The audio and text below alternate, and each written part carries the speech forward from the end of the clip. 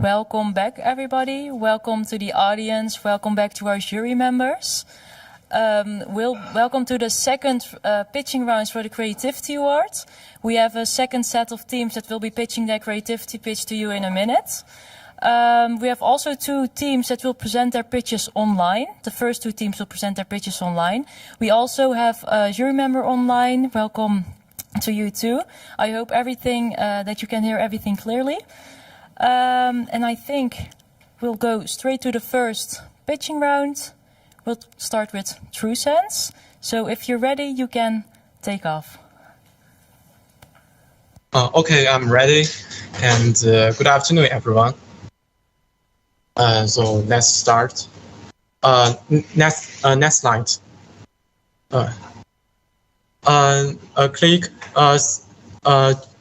Please click about every two seconds. There are many animations. TrueSense this year has designed an impedance electrochemical sensor. We drop a plasma on the screen printed electrode, incubate for 5 minutes, and then drop a mixed solution of potassium ferritinite and potassium ferrosinite. Click please.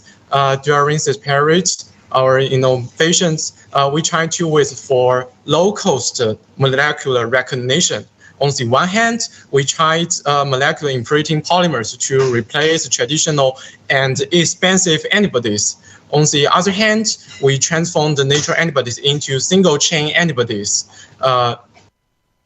to improve stability and reduce costs. Click. And then we use electrochemical workstation for impedance spectroscopy to obtain concentration data. Finally, this data was passed to the APP designed by ourselves through Bluetooth. Click, please. Click. Yeah. Another click. Click. And next slide. Next slide, please. Here is a quick review of the usage flow. Then click. Thank you. The first molecular recognition was MIP. A high concentration IOCs was used as a template to fabricate a electropolymerized layer. After cleaning IOCs, the hydrogen bond interaction force was used to check IOCs. And finally, the impedance was measured to obtain the concentration data. Click, please. We use EIS. Click, please. We use EIS to fit the impedance of different concentration of IOCs and found that incubation for 30 minutes has a very high accuracy, and the correlation coefficient is about 0.98. However, the accuracy of incubation for 5 minutes is very, very low, and the correlation coefficient is about 0.78. Click, please. Click. Next slide. We also designed single-chain antibody for molecular recognition by retaining the antibody recognition regions from mice and camels and adding linker. We designed two single-chain antibodies, TrueSense1, TrueSense2, and linked them to the electrode with cross-linkers. Next slide, please. We constructed the plasmid and amplified it in E. coli. Next slide, please. Can you hear me? Next slide. Yeah. Purifies last slide. Sorry, there may be some media mistake. And purifies a protein and finally tests the affinity of single-chain antibody against IOCs by ELISA. The correlation coefficient between TS1 and TS2 is around 0.96. It's very high. Next slide. Next slide. After molecular recognition, we utilize EIS for electro signal transduction. Next slide. All in all, our biosensor has such advantages as sensitivity, minimal invasive, user-friendly, and flexibility. And thanks for listening. And any questions?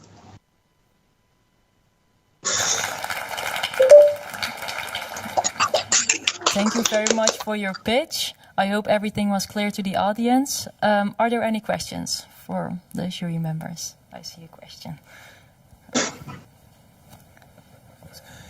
Thanks, that was very interesting.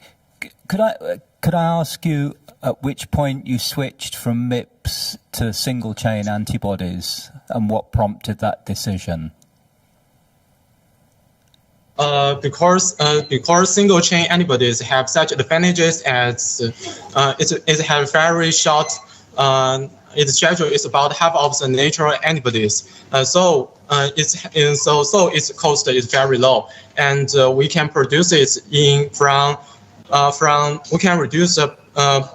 we can produce period from 6 months to about only 1 month. This is one point, and the second point. Natural antibodies can only produce in mammary cells, but we can use it in the E. coli. So it's very cheap, and based on that, we can produce it in industry. So it's very low cost, very quick produce. So we choose it, and another point, it has a very high stability because it's very small, and it has less protein foldings. Okay, that's all. Thank you.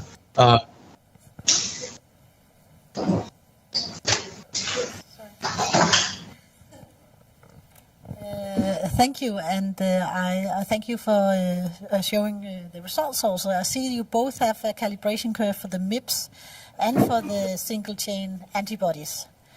But for the MIPS, I don't see error bars, or did you reproduce those results? Pardon, I just have the error bar. You mean? No, how many times did you repeat the measurements for the calibration curve for the MIPS? MIP, MIPS, NIP. How many times? We repeat several times, about 20 times. We choose the best time for our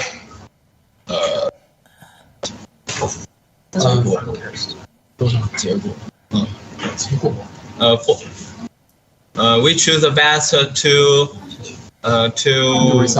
result our standard curve. Okay, thank you. And so, can you compare your results with the single-chain antibodies and the MIPS? So, I think the question was the same before. Why did you choose the single-chain antibodies compared to the MIPS over the MIPS? Because in fact we have two groups, and one group tried MIPS, and another group tried single chain antibodies, and we think all results is very valuable. So we show it all. So your results on the single chain antibodies is better than the MIPS results, because MIPS are cheaper and more stable than the single chain antibodies. MIPS is even cheaper than the single chain antibody. Also, single chain antibody is really cheap, but compared to the MIPS, it's still about as expensive as about 2 times. Okay, thank you. Yes, thanks. I would like to ask a question also. Can you tell me something about the advantage of using single-chain antibodies instead of just normal antibodies? Yeah, I would very like to do that. Because the single-chain antibodies the sequence of single-chain antibodies is much shorter than the natural antibodies, and most of all,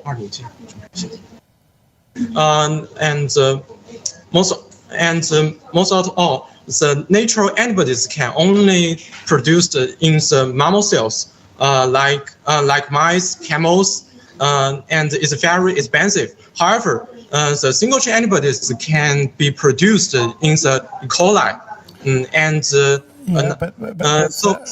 I was actually, I understand that difference, but I was wondering about the usage of the single chain antibodies. Are they just as stable? Do they have a better affinity, or do they differ in their sensing capability?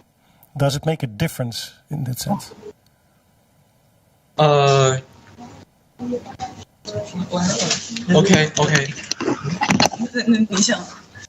It has been proven by our, it has been proven that our protein can preserve long-term activity at 4 centigrade. So does our biosensor. We have proven it by the experiment.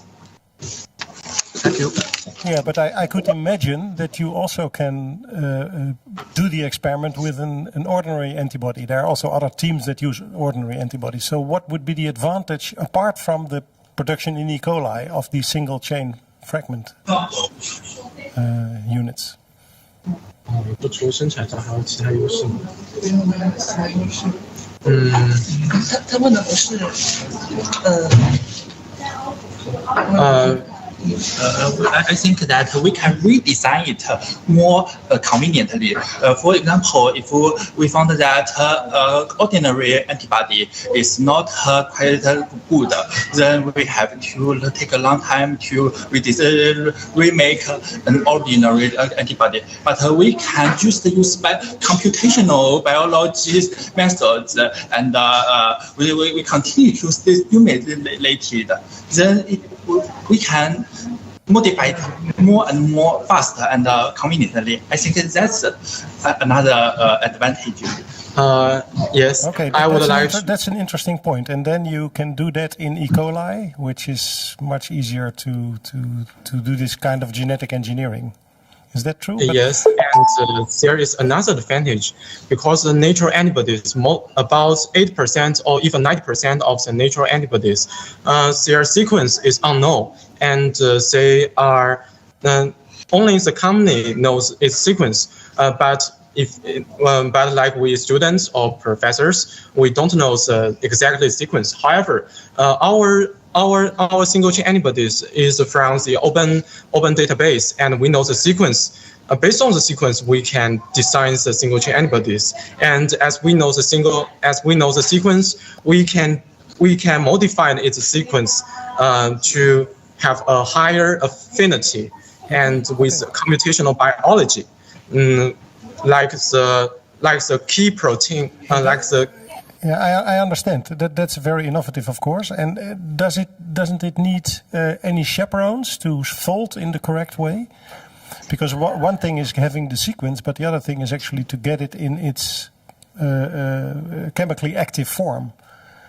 But is an E. coli able to actually fold a single chain fragment peptide sequence into a folded unit that is able to recognize your analyte? You point a very key point that the natural antibodies has this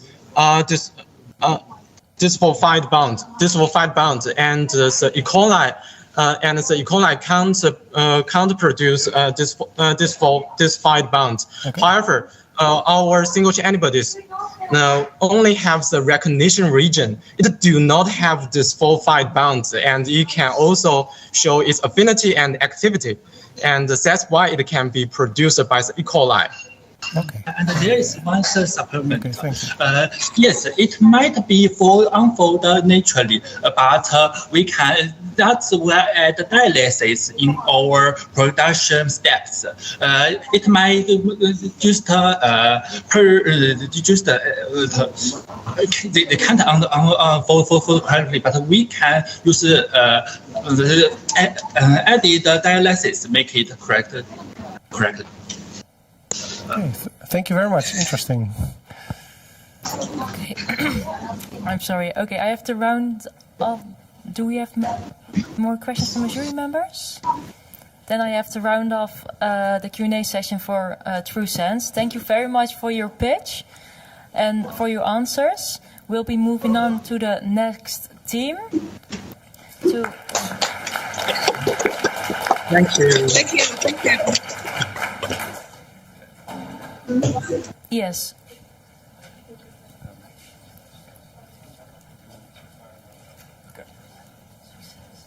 All right. Hello, everyone. My name is Nick, and I'm part of the Twentus 22 group.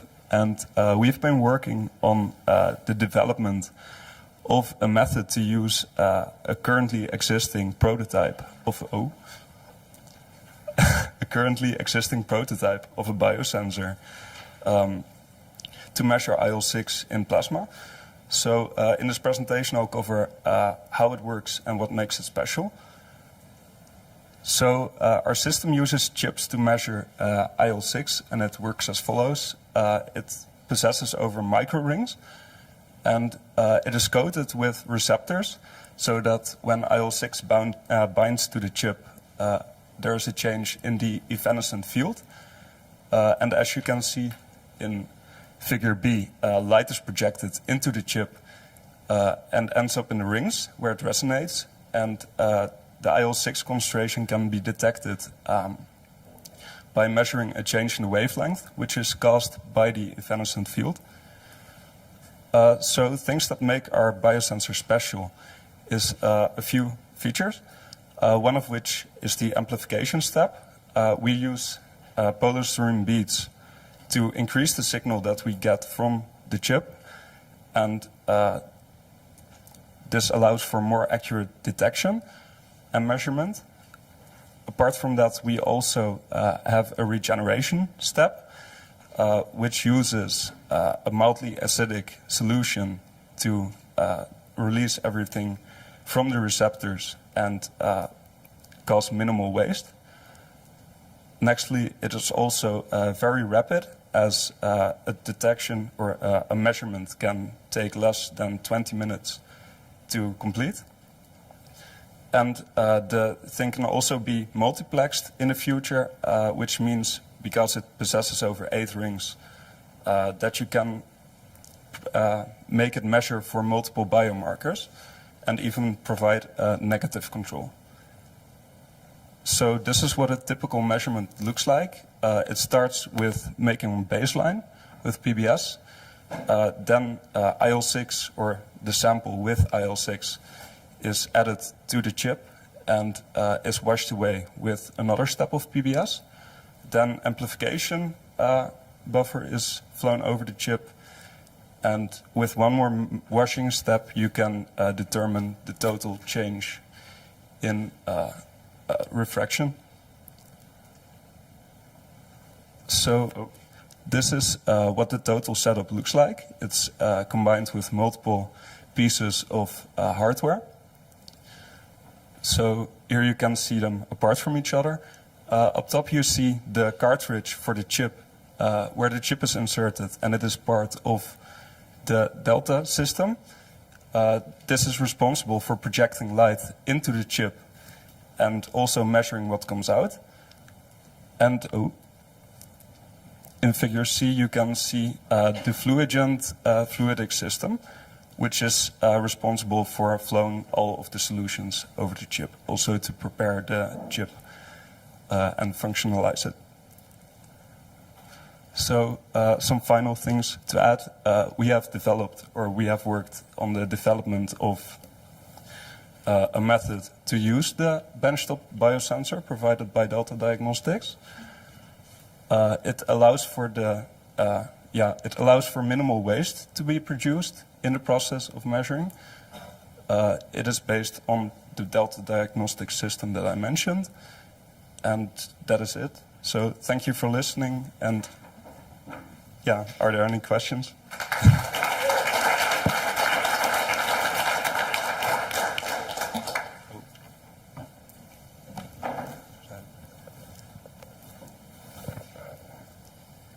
Okay, maybe I'll start the questions. You, like nearly everybody who's presented with antibodies, you always draw them nicely, pointing in the same direction, attached in the same way to the surface. But we know in reality there can be a lot of variability in that attachment, and hence chip-to-chip variability. So have you thought of some chemistries that might give you a more uniform functional deposition? Well, in the TRD we've included more specific visualizations, but we've used EDC NHS to bind the anti-IL-6 to the hydrogel coating on the chip. So yeah, I don't know if you know what it looks like, but yeah, I'm not going to represent it, but I would suggest maybe looking into the TRD if you can. But there are lots of groups on an antibody that will react with EDC NHS, and so you still have the possibility of multiply oriented and functional coupling. You mean as in a specific binding? Or? No, I mean that the antibody can be attached through many different groups on its surface and hence give you different activities of binding of the antibody. Does any of my group members maybe have an answer to this question?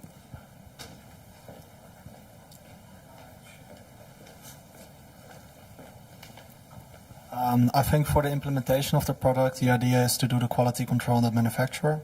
So on average, you have a certain activity in the chip, and that should be between certain thresholds.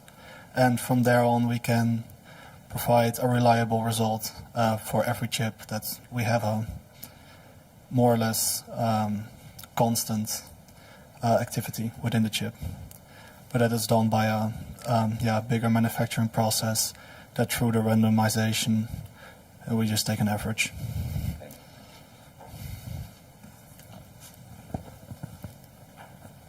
Thank you for your presentation. I have a question about your reproducibility. You showed this nice curve as a function of time with a slope.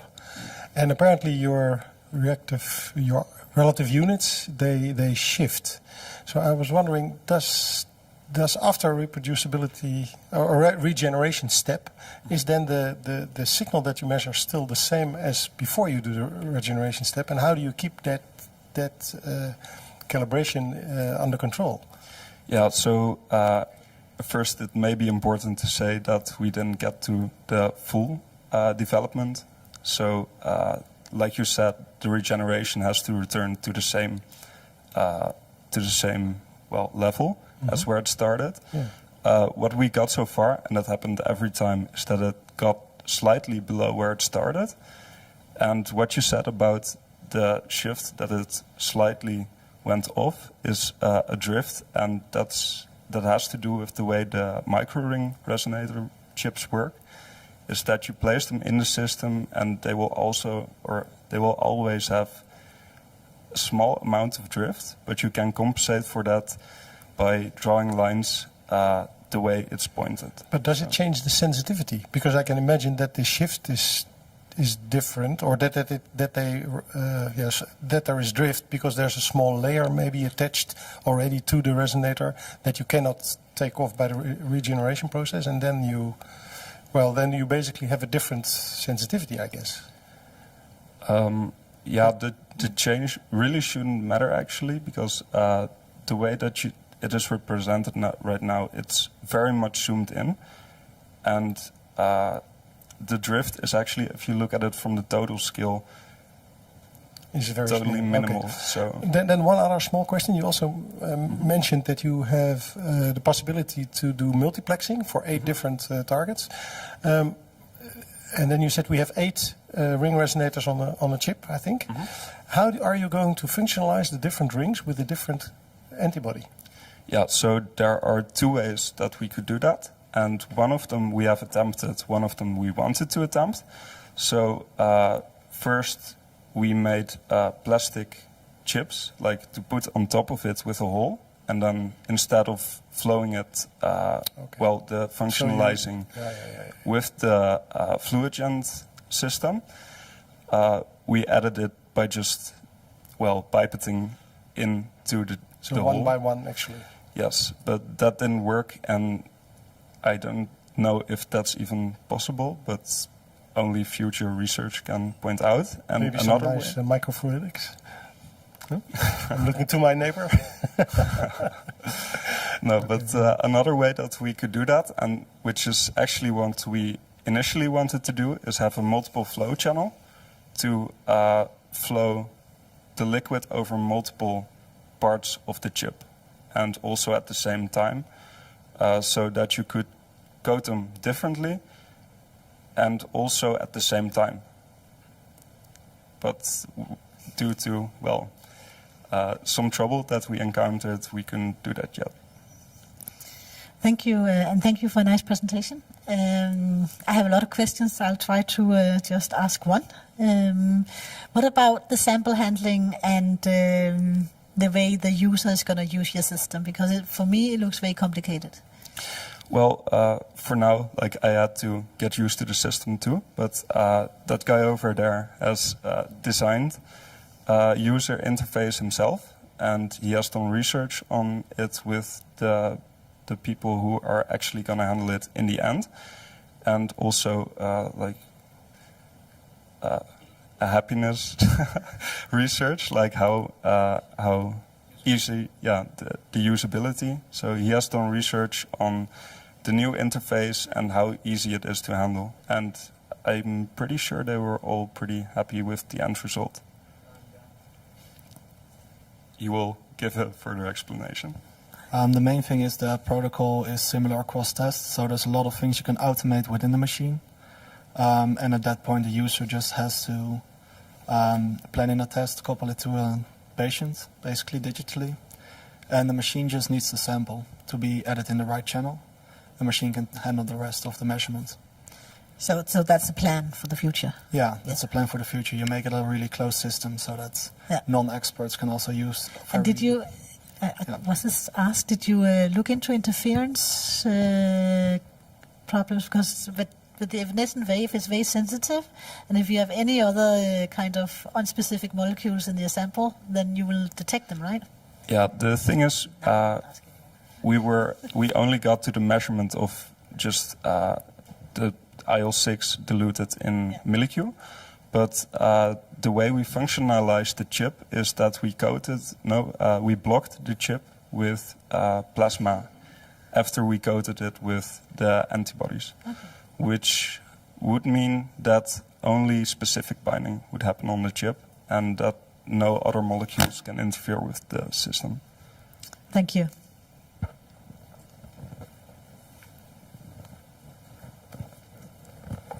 Yeah, maybe there's a short time. So if I understand correctly, the readout that you have is a shift in wavelength.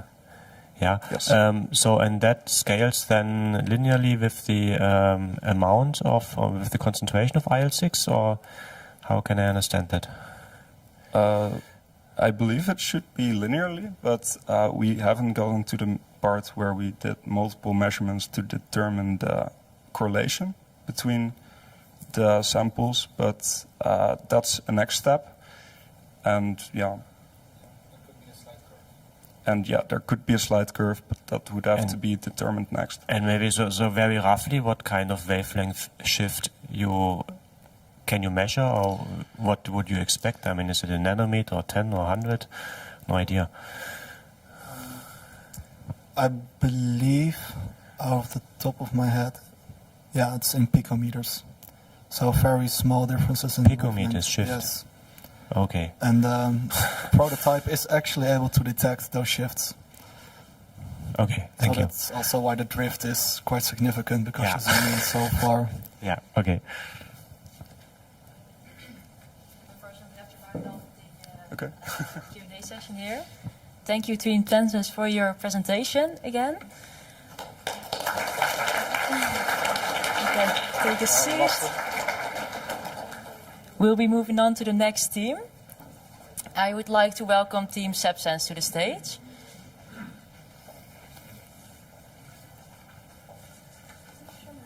Is the pointer? Pointer, yeah. Okay. Thank you.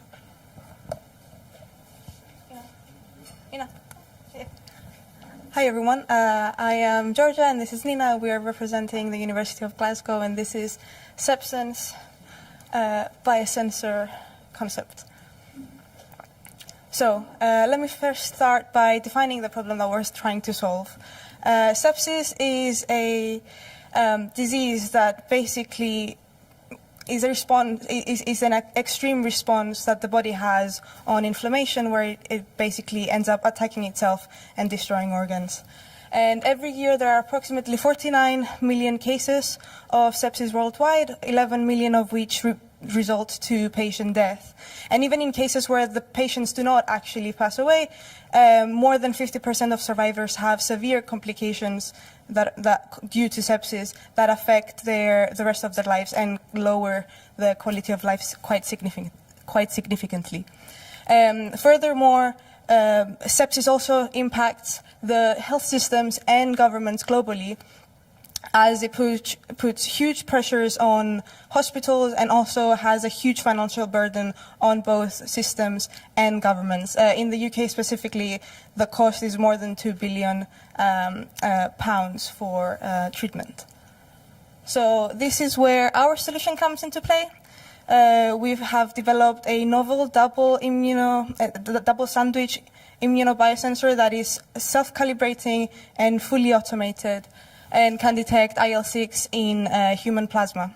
The purpose of the biosensor is basically to introduce a rapid and sensitive detecting tool that is currently not available for sepsis diagnosis, and replace the time-consuming lab tests that are currently required for diagnosis. This would hopefully help reduce hospitalization and ultimately save lives. So you may wonder, what is the actual process? How will someone perform the test? So first, you mix the sample with the anti-IL-6 antibodies, and then add that mixture to the cartridge, which is then inserted into the device. And then you press a button that basically starts an automated response, which is the self-calibrating stage of the biosensor.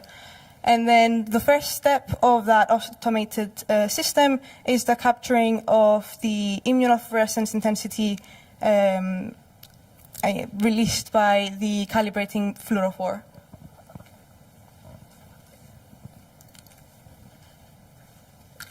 So next, the step motor over here releases the wash buffer in here. This exerts enough pressure for the sample to begin moving. As this happens, as the movement occurs, the unbound detection fluorophores are released from the detection area.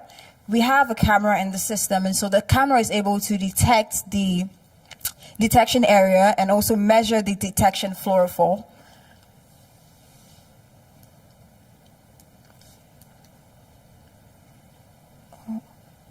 And also measure the detection fluorophore.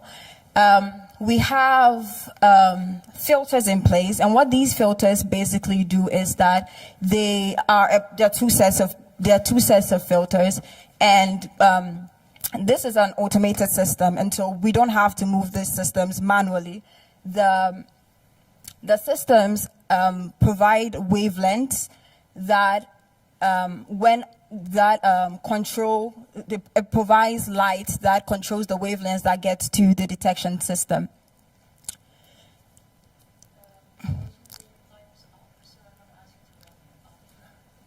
Okay, sorry about that. So we have a self-calibration system, and how this works is that you see the sample 1 and 2, despite the fact that they were prepared similarly, they have different light intensities. However, due to the calibrations, we see that we have similar ratios.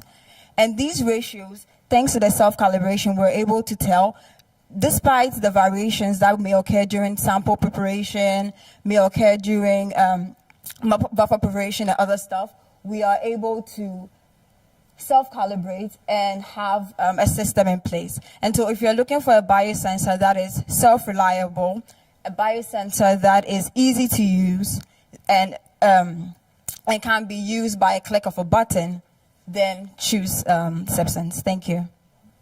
I couldn't see anything. I'm sorry.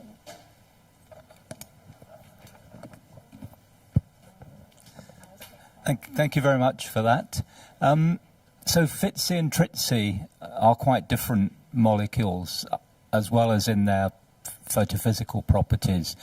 Is there a way you could actually use a FTSE derivative as a calibrator rather than a different fluorophore?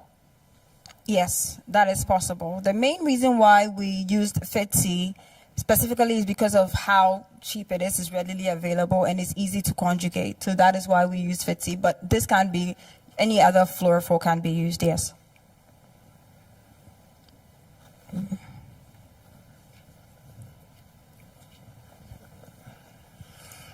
Thank you very much for your presentation. Does it work? Okay. Thank you very much for your presentation. I have a question about your cartridge. You have a certain small volume with a waste buffer that which you, how I understand it, pushes your sample through. Yes. Is that right? But I find it a bit difficult to understand because it is a very small volume and you have a rather large volume after that in which you transfer the whole buffer and sample. Yeah, sorry. So in the middle, aren't you troubled by, for instance, partially mixing, or it's not clear to me how that stays quantitative. We have 50% glycerol in the middle. Oh, there's glycerol Yeah, in there. so there's glycerol in the middle, so that prevents the binding, the mixing from occurring. So that's a kind of a plug. Yeah, so it blocks that, so it's able to go through without mixing. Also, if I can add, the buffer is slowly released, so it gives time basically for the sample to bind and like incubate for a period of time on the detection area, and then because again the step motor does not fully press immediately the whole solution out, so it presses just enough so that the sample covers the detection area, and then after a certain amount of time the rest of the solution is released so that it can remove the excess unbound antibodies. So and that kind of allows enough time for the antibodies, for the IL-6 and everything else to bind on the detection, and then just remove any unnecessary background fluorescence. How did you figure out the timing? Because are you measuring in a kinetic regime or in an equilibrium regime? Because you're using a very short time, 60 seconds or so, for the entire transfer over this chip. Is that correct? We're using 3 minutes, and actually we did like multiple testing. So we did 1 minute, 2 minutes, 3 minutes, 4 minutes. But we did realize that after 3 minutes is basically the same fluorescence. So that's why we stuck to 3 minutes, because it's shorter and it gives off the same amount of fluorescence after 3 minutes. But did you look a little bit more into the kinetics to reach the chemical equilibrium, for instance? Is that reasonable? Do you reach a chemical equilibrium or not? After 3 minutes, there is like a stable signal. But do you know what's limiting that? Why does it get stable? Do you know that or not? No. Anybody know why? If I understand that, why it stops increasing after 3 minutes. Maybe because it's the glass that we are saturating with the labeled antibodies and the site that IL-6 molecules can sit on the structure. So after that, once it's saturated, there's no if it's like taking more time, there's no more sites for IL-6 molecules to sit on the bounding sandwiches. But that's a different thing, because that would limit your maximum concentration that you can measure. That's something else than reaching an equilibrium in your chemistry. Do you mean like if it's like limit the concentration of IL-6 that we are measuring, right? Do you mean? If you saturate your surface, you just you run out of dynamic range, basically. But the maximum IL-6 concentration that we are now trying to measure is 2,000 picograms per mole. So we can use this limit as a highest saturation that we can use. Okay. Thank you. Thank you for a very nice presentation. And I didn't get your team results document, so I'm really curious about, your performance of your device, the dynamic range and sensitivity and reproducibility. Okay. Can you elaborate just a little on that? Thank you. Yeah, so the limit of detection is 25 picograms per mole, and the highest concentration that we use is 2,000.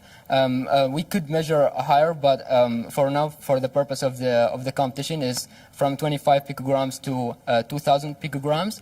The sensitivity we could able to measure a range between 20 arbitrary units to 60, around 60 for the whole range, using a camera and relate this fluorescence intensity to the concentration. In terms of reproducibility, that's why we use the auto calibration. So basically, we are using calibration fluorophore that give us how many surfaces are there available for the IL-6, and then we are detecting the detection fluorophore that can tell us how many IL-6 molecules that already sat on these sites on that. So if we are mass producing all the cartridges, we could have lots of variations, and that's what you can see here in this graph. The first sample and the second sample were completely identical in the concentrations for IL-6, but you can see there's a variation in the detection of fluorophore, which is green. But when we took the ratio between the calibration and the detection, you can see that the ratio is the same, and with more, and then we use this ratios to make the standard curve that we are using to relate the IL-6 concentration. So in this way that we can make sure that every chip that we are using, every cartridge can have reliable and robust results, because we are calibrating in every single step. And you saw that in your experiments? Yeah, we saw it here, and also yesterday it was giving us very good results. You liked that question, didn't you? Yeah, sure. Thank you. That's a very strong aspect for your sensor, I think. There's a little time left. So this ratio metric basically compensates for the different amounts of binding sites. But how does this then also help to prevent influence of non-specific binding in your sample, from your sample? So with the non-specific binding is actually the antibodies that prevent that. So we're using anti-IL-6 antibodies, and they are very specific. It's been designed to only attach to a very specific conserved region of IL-6. And so there is absolutely, I would say absolutely no way. We tried with mouse serum and there was little to no fluorescence. So we have tried with different serums just to make sure that this actually works, and it does not. It's very specific in its binding efficiency.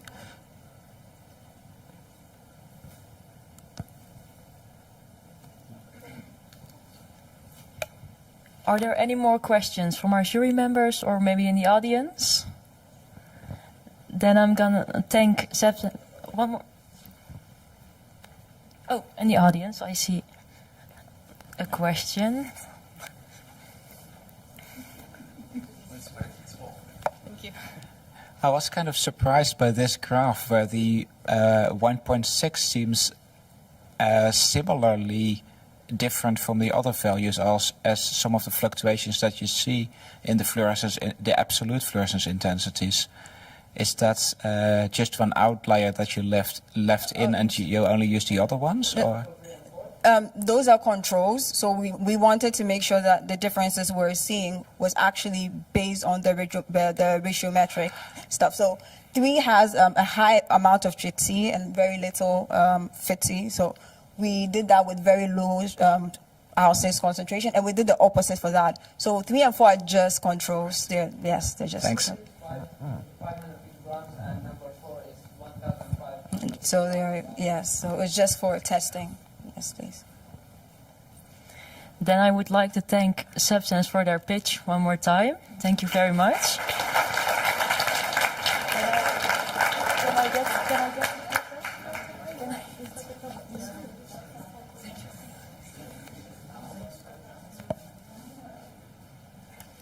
Then we'll be moving on to the next one. I would like to welcome BioSensUs stage. You're already here. I can give this one to you.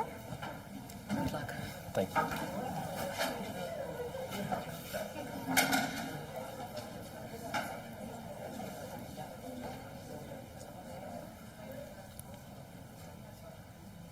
So, hello everyone. Thanks for being here. So let's jump right into it. Let me just give a brief introduction on interleukin 6. So interleukin 6 is a pro-inflammatory cytokine that is a good indicator for sepsis, which is why it is a great theme for this year's competition. There is also a lack of point-of-care devices currently, which is why our device is a great solution for ICU units. And it could also help save millions of lives yearly by enabling doctors take better decisions and give better treatments. So the solution we've developed, I'm sure you've all heard of the lab on a chip, but our solution is actually the lab on a tip. So we make use of Lspr detection on tapered borosilicate fibers, and we coat our fibers firstly with gold nanoparticles and then with IL-6 specific antibodies. Using Lspr, there's an interaction between the light and the surface, which gives us a peak in the absorption spectrum, and we can quantify the shift of this peak to quantify the concentration of the solution. So how localized surface plasmin resonance, or LSPR, works. Well, why we chose this technology, firstly, is because it's both, it has a great reproducibility, and it also offers easy mass production because of the simple optical setup.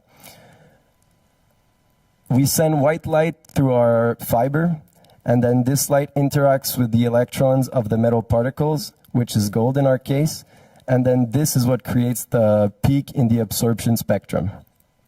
When the IL-6 binds to the antibody, this actually changes the shape and the mass of the surface, and this creates a shift in the absorption spectrum that we can quantify to get the concentration. To build our tapered borosilicate fibers, we start with bare fibers, and we use the Sutter Instruments P2000 micropipette puller. And with pre-optimized parameters, we can get the fibers that we observed on the right. And these are actually optimized so that as much light as possible is sent back to the detector. To put all of this technology together and prove that our device works, the two key components are the Ocean Optics USB 2000, which is our spectrometer, and the Raspberry Pi, which is the brain of our biosensor.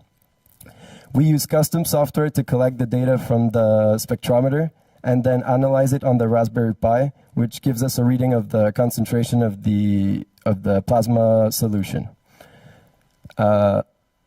So the result can be seen on the lower right of the screen, which is our calibration curve, which has been done in PBS Tween. Unfortunately, we weren't able to achieve as good results in plasma, but that's something we're working on and we hope to achieve in the future.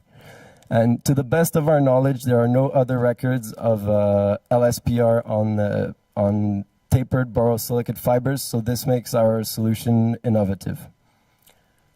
Lastly, for the clinical setting, we decided our cartridge are both quick and easy to dispose of, but we'd like to improve our design and build a microfluidics cartridge that includes our fiber to make it even safer and quicker to use.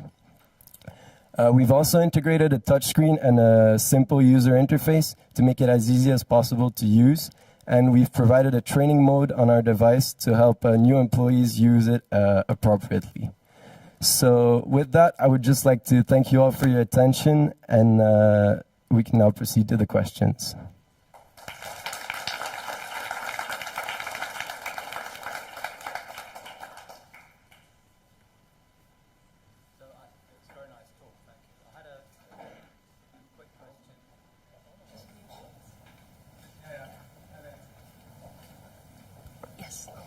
Sorry, thank you. I had a question about your touch screen. Are they compatible with surgical gloves? Actually, yeah, I think they are. It's a Raspberry Pi touchscreen, so it's basically the same as a smartphone, and it should be compatible with gloves, with thin gloves. Okay, good. Your data for the calibration? This one? Yeah. I mean, looking at those error bars, I'd say your limit of detection is around 500-600 picograms per mil. You're going to have to shrink the error bars a lot to get your LOD down. Have you got a route to achieving that? To lower the LOD,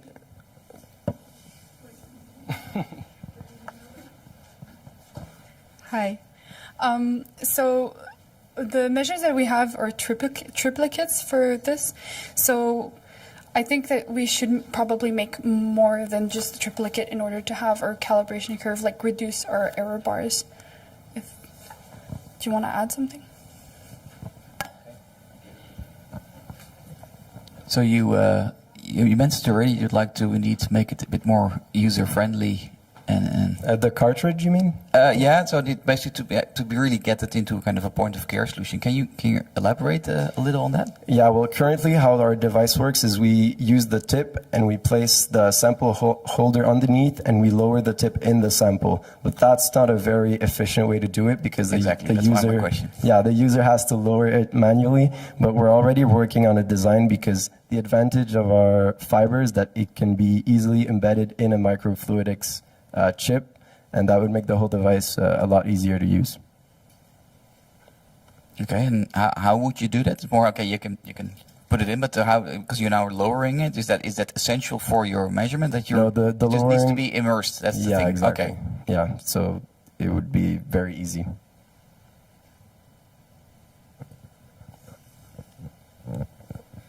Thank you for a nice presentation.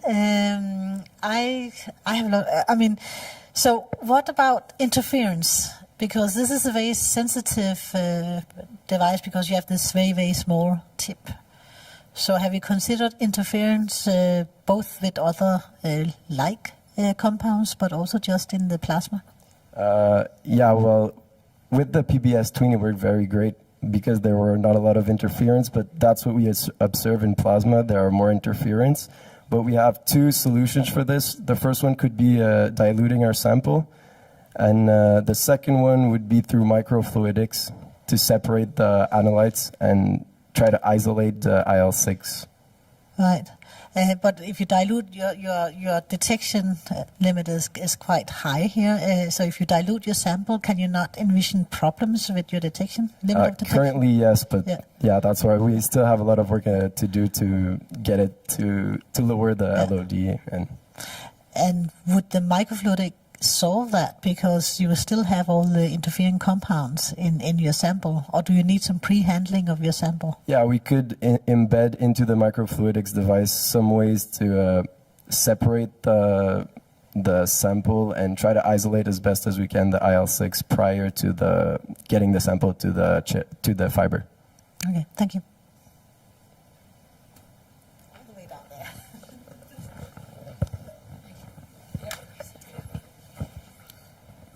Thank you for the presentation. So I understand that the concept is Lspr, and it's quite sensitive to the size of the gold nanoparticles that you're using, right? So looking at the images that you showed, you don't guarantee that you get like monodispersed pattern of particles on the surface. And that could mean like you could get a wide range of a spectrum. Rima, do you want to answer that question? Hi. I think I'll need further clarifications on your question. If I get it right, you're asking if our nanoparticles are monodispersed, right? Well, previously to coding them, we analyze them by spectroscopy. Like we put them in a UV vis measurement, and we look at how broad the peak is. So well, with the technology of the lab where we work in, my colleague and I got really good into nanoparticle synthesis, and we have the particles seem quite monodispersed, but once you put them on the surface, they could stick together, and that is they could aggregate. That's it. Yes, and that's why we look at them SCM-wise before to check if the surface is well. Okay. Yeah, because I'm not sure I answered pretty well the question. Okay, sorry. We also tested different sizes of nanoparticles because the coding will not be the same from bigger nanoparticles to smaller nanoparticles. So we found out that 40 nanometers is actually the the perfect coating, as you can see our image. And also the polymer we use to stick the nanoparticles on the fibers have a polystyrene unit that serves only to separate nanoparticles from one to another. So it allows us to have this like a homogeneous space between every particle. Also, I wanted to add for the non-specific interactions, we actually also added PEG on our fibers in order to not have any interaction directly with the nanoparticles or with the polymer.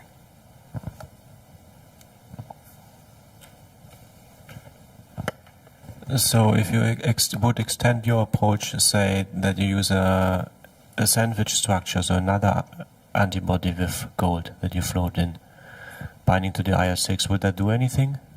Like a secondary detection? Yes. Yes, surely that would enhance the signal. But then that would count as dilution, right? Because we're adding volume for the purpose of... Depends always which concentration you add. Okay, thank you.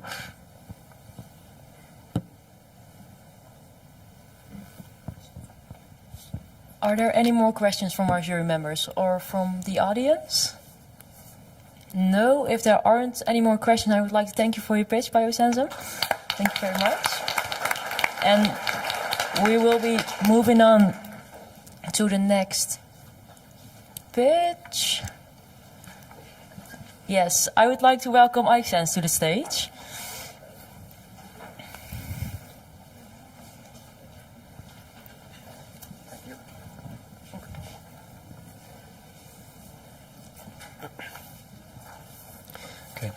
Welcome everybody, my name is Yannick and this is Dylan. We are here today to represent the iXense team from the RWTH Aachen University in Germany. This year's SensUs competition is about the problem of detecting sepsis, or more specific, interleukin-6. Our solution approach is based on using aptamers combined with a transparent ITO chip, which can then feature an electrical readout or in the future also a complementary optical readout. The main concept of our sensor is based on an ion-sensitive field effect transistor made out of a semiconducting layer of ITO, which is then biofunctionalized with aptamers. If now interleukin-6 binds to these aptamers, it brings a charge to the semiconducting surface, which induces a drain source current into the transistor, which then can be measured and gives information about the concentration of IL-6 on the surface of the semiconducting layer. This can then be used for further diagnostics or treatment of sepsis. One of the main features of our sensor is that we are using aptamers because they have a high binding affinity to interleukin-6, and they also offer a better long-term stability, which is beneficial for our storage of our sensor. We are using a BioFET, and we have achieved a high TRL of around 5, and it's also a commercial viable concept which has been proven in the past. As you can see in the picture, our sensor design features 4 sensing areas, with 6 transistors each. Each transistor is made out of a semiconducting layer of ITO, which can then be read out electrically, or in the future also an optional optical readout might be possible since ITO is transparent. We have also achieved to influence the transistor characteristics by changing the thickness of the semiconducting ITO layer. Currently we are using 25 nanometers, but we might change it in the future to optimize the sensitivity of our transistor. Now Dylan is going to take over. Further, for the microfluidics part, we opted for some PDMS microchannels that were fabricated with our 3D printed mold, and which shows the potential for scalable mass fabrications.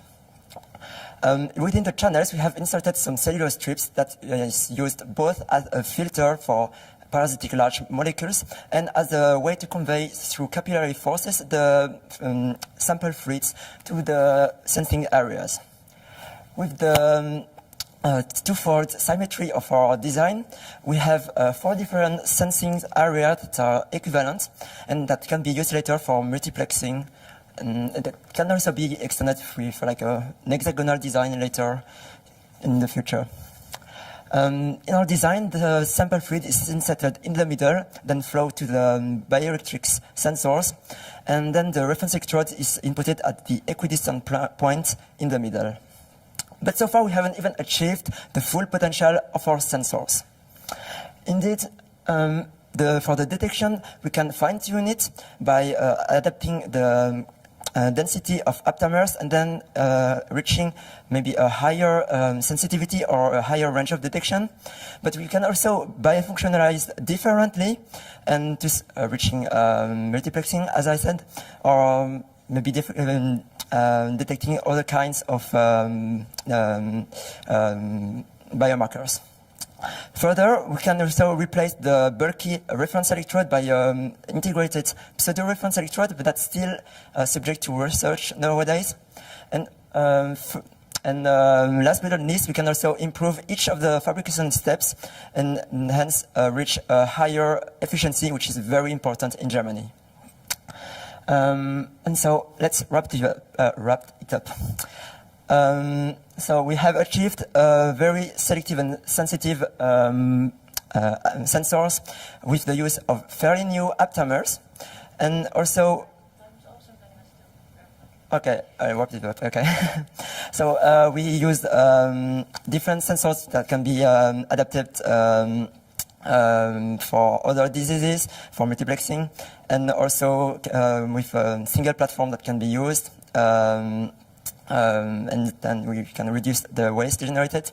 And also we use ITO for modular optical methods for calibration and for increased sensitivity, increased accuracy.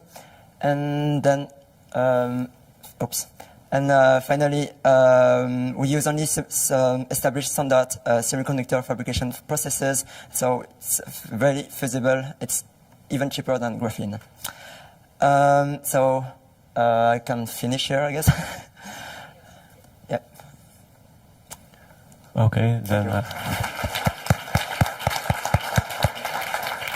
Thank you very much for the nice presentation. I think it looks really nice to design. The question for me is, does it work? I would say yes. So have you tested it? With IL-6, could you detect IL-6 to a certain concentration? So something was wrong with the readout, but it should work. During the testing event, our readout system failed, unfortunately. But under perfect conditions in our laboratory, we were able to measure a few curves. But due to problems, because we manufactured the chips ourselves, we had not the time to make a lot of measurements. But problems that we encountered were that we run into saturation, but that can be counteracted. Because, as we said, we are using ITO, which is transparent. So we were looking in the future to include an optical readout so that we can calibrate our sensor to counteract that.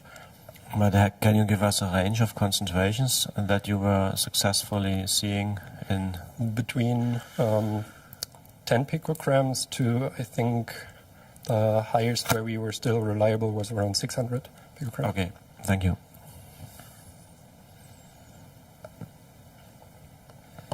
You mentioned a pseudo-reference electrode. Could you just elaborate on that? Because we were using masks that were already available at our institute, we just ordered a few modified ones. Maybe you can give me. Go further.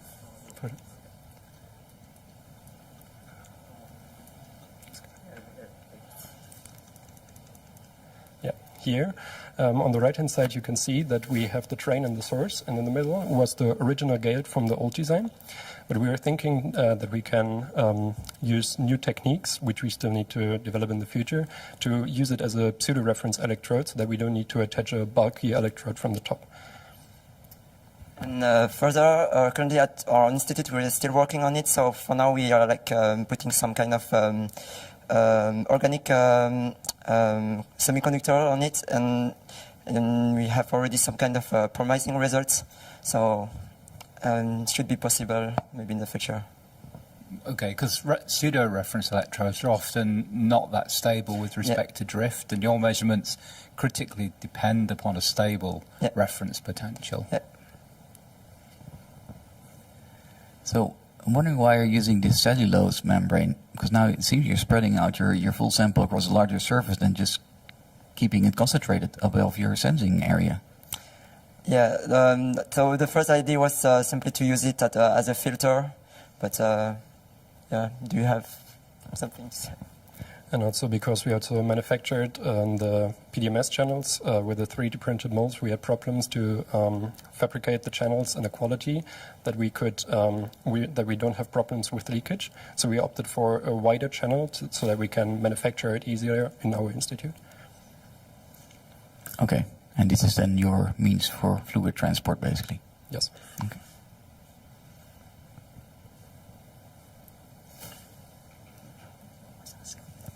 Thank you for a nice presentation and interesting work. I talked to you earlier, you know.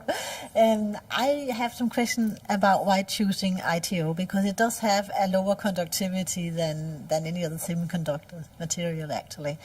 So why did you choose ITO? Because it's a material that we know that was already transparent, so 90% of transparency in papers. And we were kind of thinking of a method to like combine different type of methods in a single sensor. And in this case, we use the optical to calibrate our sensors, because with the bioelectrical sensor that we have here, it's kind of difficult to calibrate it properly. So with a second method to prove it, it's we can be very more sure on the concentration that we have.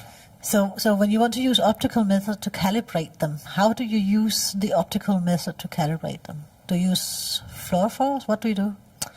So there's a lot of ways to use the optical method. So we can also maybe pick up from other groups if we wanted. Oh, so you haven't tried it yet? No, because we were really focused on the electrochemical for now. Okay. But it's possible in the future to go further on this path. Yeah, because I'm just thinking so you're going to use an optical microscope to look at the field effect transistors or the binding, or what are your thoughts? Have you considered it? Yeah, we could have like some kind of cameras or something too, or can also use some kind of light, maybe some diffraction. Okay. So your reason to choose ITO is not because of the electrical property of it's a better sensor. It's really just to it's optical characterize it. It's more like we want a transistor at the same time, so we have a trade-off, and ITO is like some kind of ideal and fairly cheap to produce for now, and there's like very well established method to fabricate it. Thank you.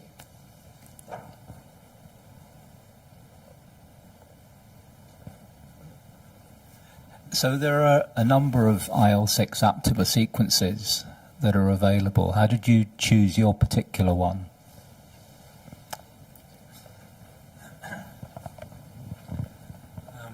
Yeah, we did a little bit of literature research, and we found some really nice papers that were also comparing different modifications of aptamers to also the classical antibodies, and from there we choose the sequence with the best affinities and use them for our aptamers. They're based pretty much on affinity. Yeah.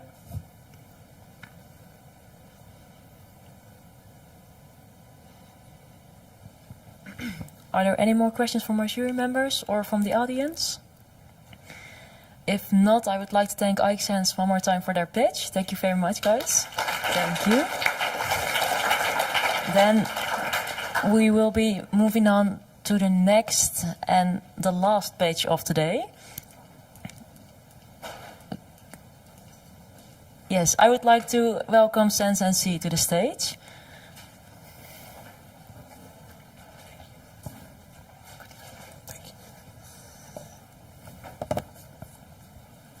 Hello, everybody. We are SensUs. My name is Chris. This is my team member, Angelica.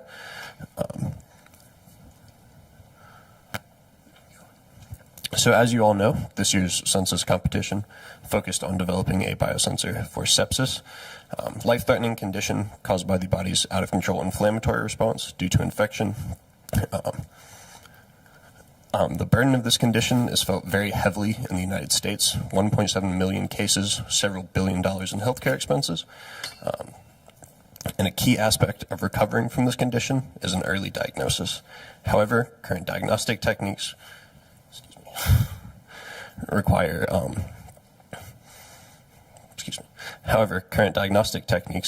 lengthy lab tests and monitoring physiological symptoms as they arise. So to solve this issue, we developed an impedance-based immunosensor, which quantifies interleukin-6 in patient blood samples. We designed our device to be simple, compact, and easy to use. It's very small so that it can fit within ambulances and mobile workstations, which is where we expect the vast majority of evaluations for sepsis to occur. And we also designed a very simple fluidic system that ensures a consistent 14 microliters is displaced throughout our electrode system. So we used electrochemical impedance spectroscopy as our measurement technique with interdigitated electrodes. The overall structure of these electrodes and the proximity between the two basically results in an extremely large effective capacitance throughout our system. The benefit of this is that, one, we can use very small input signals to make our measurements, and we do not need to read a direct transfer of charge. This eliminates the need for a redox mediator and simplifies our sample processing.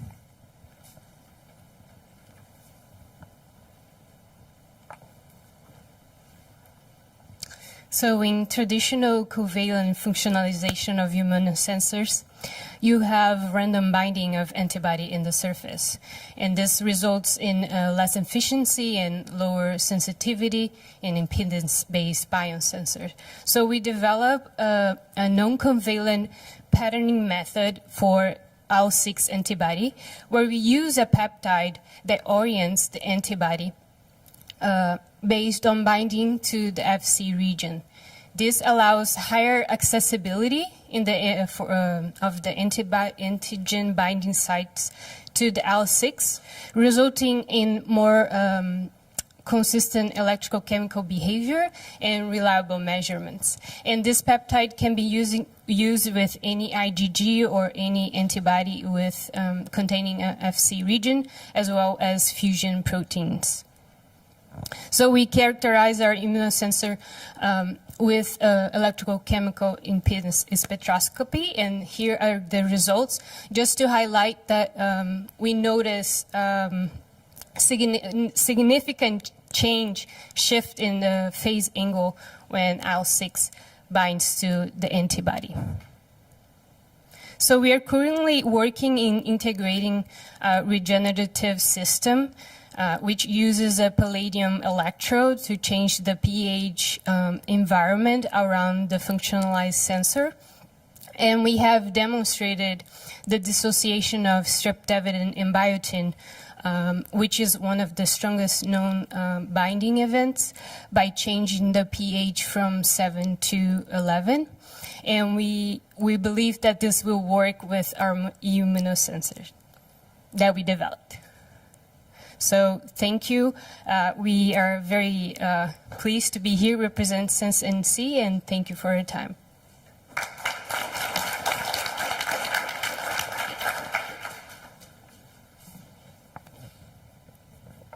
Yeah, hi. Very nice presentation. So I was wondering, as I did not read the report, can you comment a bit on the sensitivity that you were able to achieve, and what is kind of the dynamic range of the sensor? So we did find that the sensitivity is a lot better within the pathological case for sepsis. So fairly good accuracy from, say, about 250 up to 1600 picograms per mil. We're currently working to improve that lower limit resolution by sort of automating the fabrication process, because we did make these by hand. And we think that introduced a lot of variability from batch to batch. Okay, yeah, thank you.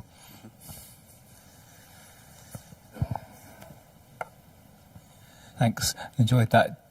Did you look systematically at the effect of antibody loading on the performance of your sensor? What do you mean by loading? I'm sorry, the amount of antibody present on the surface. In terms of... Did you chose one value, or did you look at a range of... No, we chose one value. Okay, and what was that based on? 0.5 milligrams per ml. Was based on previous work with the that we found with the antibody that we were using. Okay, thank you. Thank you. Thank you very much for your presentation. I have a question about your redox mediator you mentioned to amplify the signal. How does that work? What is it? I'm sorry, I was probably very unclear about that. So there is no redox mediator. We are using impedance spectroscopy for the system. So basically what we are measuring is changes in capacitance. And as a result, there isn't a real direct transfer of charge that we're measuring. Okay, okay. Then another question about your peptides, which bind the antibodies.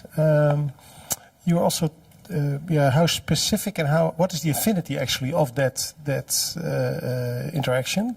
Is it stable enough to survive the regeneration, or does the antibodies also come off? Did you investigate that?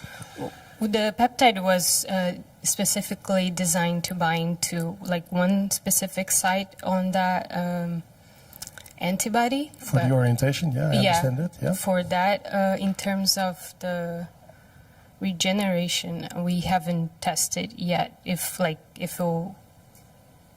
Yeah, that's what I'm asking. Yeah. We haven't tested for that specific. And do you know what is the K-off of such a peptide-antibody combination? So how much of that peptide comes off? Of the antibodies come off the peptide? KD? Yeah, the KD, yeah. We don't have that information. Did you do some testing for instance, after several regeneration steps to investigate that? Or? Because you don't really need to measure it, but still try to see like whether... a SPR characterization or... Yeah, but also in practice, if you do just one sample and you measure one IL-6 concentration and you do that repeatedly on the same sample after regeneration, with the same chip after regeneration, you could actually see how well that whole regeneration process works. Okay. No, but are you mentioning like in terms of the regenerative system that we are working on trying to integrate to the sensor, or? Yeah, that is a question that's, yeah. So we haven't integrated it into the sensor, so we don't have that information. It's something that we are working on. Okay, and you also showed such an equivalent circuit to modify this Nyquist plot or the curve. Did you actually integrate a full model actually to determine the values of these CDL, a complete modeling in your computer to find the phase shift, or how do you do that? So we did take that step, and the actual best fit circuit is just the solution resistance and double layer capacitance together, but we know that there is some charge transfer resistance as well, so we made sure to include it in the circuit displayed here. However, in our actual readout system, it is essentially negligible. Okay, so you don't need the modeling with that equivalent circuit to interpret your data. You just take a direct parameter from the measurement itself? Yes, sir. That is correct. Okay. Okay, thank you. Thanks. Can I just ask about the regeneration step? You chose an alkaline regeneration, but most antibody antigen dissociation is done under acidic pH conditions. Was there a particular reason for choosing an alkaline one? So currently, because it is a palladium electrode-based system, we found that it's much easier to absorb hydrogen into that system in order to increase the pH. We have done some steps showing that we can expose the palladium electrode to a solution that is somewhat richer in hydrogen, absorb it into that electrode, and then push the solution down into acidity. So it is possible, but for kind of simplicity of the experiment, we did initially demonstrate it with basic pH. Yeah, maybe you answered that already. So, because you use this peptide here to kind of get the orientation right, at the end, does it matter? Did you do the comparisons with this orientation and the random orientation? If we did compared, or yes. we did not, but this is a something that we can continue and to do and show the results that how improve the. Okay, so we don't know. No, but we designed the peptide to bind to that specific region. That I understand. That I don't doubt. Yeah, the question is, does it matter? The orientation. Yeah. Okay, thank you.